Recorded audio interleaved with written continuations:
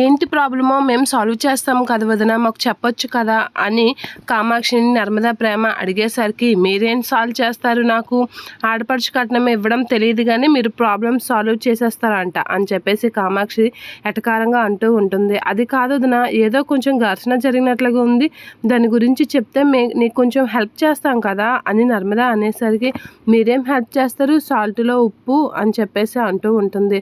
అది కాదు వదిన అని అనేసరికి, మీ నగలు మీరు చూసుకుంటారు, మీ సోకులు మీరు చూసుకుంటారు కానీ ఆడపడుచు కట్నం ఇవ్వడం ఏమాత్రం తెలీదు, మీరు నాకు ప్రాబ్లమ్ సాల్వ్ చేసేస్తారంట అని చెప్పేసి కామాక్షి అయితే అనేసరికి, అబ్బా ఈ ఆడపడుచు కట్నం గోల ఒకటి అని చెప్పేసి అనుకుంటూ ఉంటారు.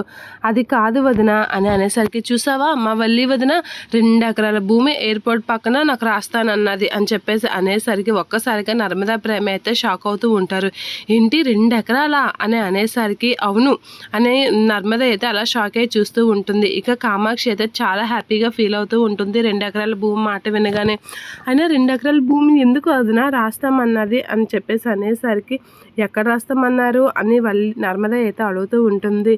ఎయిర్పోర్ట్ పక్కన వాళ్ళకి 100 ఎకరాల భూమి ఉందంట, అందులోనే 2 ఎకరాలు రాస్తామని చెప్పారు అని చెప్పేసి అనేసరికి, ఎక్కడ ఎయిర్పోర్ట్ అని నర్మద అయితే అనుకుంటూ ఉంటుంది.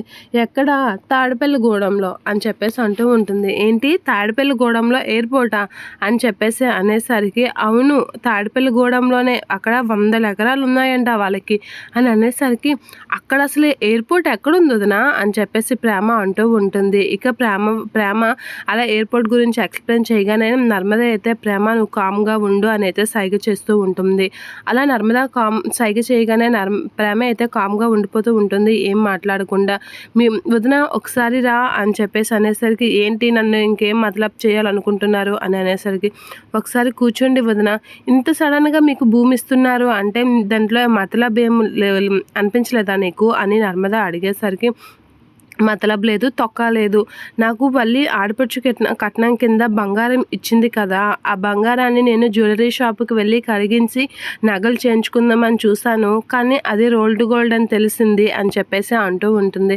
ఆ రోల్డ్ గోల్డ్ నగలు నాకు ఎందుకు ఇచ్చావని గొడవ పెట్టుకోవడానికి ఇక్కడికి వచ్చానా, పెళ్ళిలో వాళ్ళ చెల్లి నగలు వల్లి నగలు కలిసిపోయేవంట, వల్లి అది గమనించకుండా నాకు ఇచ్చేసిందంట, ఆ రోల్డ్ గోల్డ్ నగల గురించే చెప్పింది అని అనేస్తూ, ఆ నగలకు బదులుగా 2 ఎకరాల భూమి రాస్తానని చెప్పింది నాకు మా వల్లి వదిన, ఎంత మంచిదో అని చెప్పేసి చాలా హ్యాపీగా ఫీల్ అవుతూ ఉంటుంది. 2 ఎకరాలు ఎయిర్పోర్ట్ పక్కనంటే మాటలా అని చెప్పేసి చాలా హ్యాపీగా కామాక్షి ఫీల్ అవుతూ ఉంటుంది. దీని పిచ్చి పరాకాష్ఠకి చేరింది అని అయితే నర్మద అయితే మనసులో అనుకుని, ఇంత అబద్ధం ఆడతారా అని